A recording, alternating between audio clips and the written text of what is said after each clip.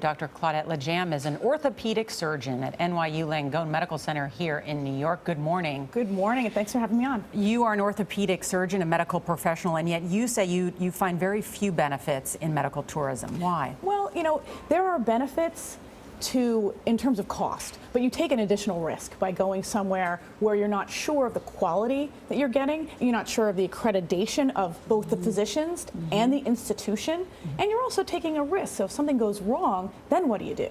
But why is it so much cheaper there?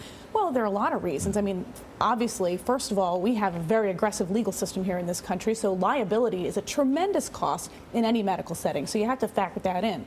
Labor is a lot cheaper in other settings. I mean, for instance, an example, a lot of our call centers are being exported to other countries because labor is so much cheaper. So, the same applies here.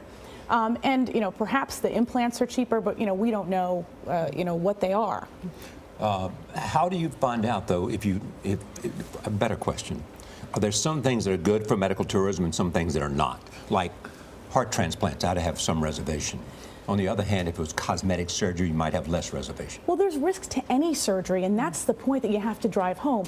Even cosmetic surgery, as we learned from some famous people's parents having died from cosmetic surgery, have risks. You can have infections and other problems after even a small surgery, so you really have to weigh that against the benefit of saving some money. But then are you saying never use medical treatments overseas? Well, I can't say that. I mean, obviously some people are going to do it and some people do very well.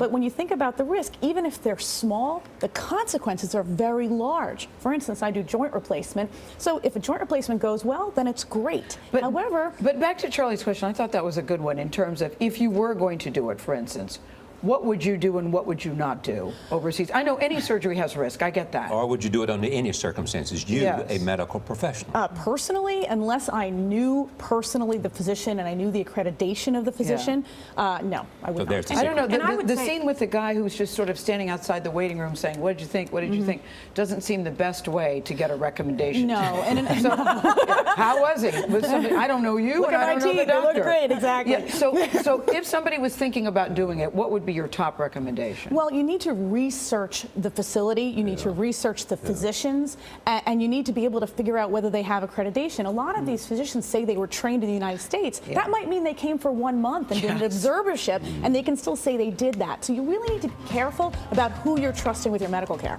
Thank you. Thank you, doctor. Thank you very much.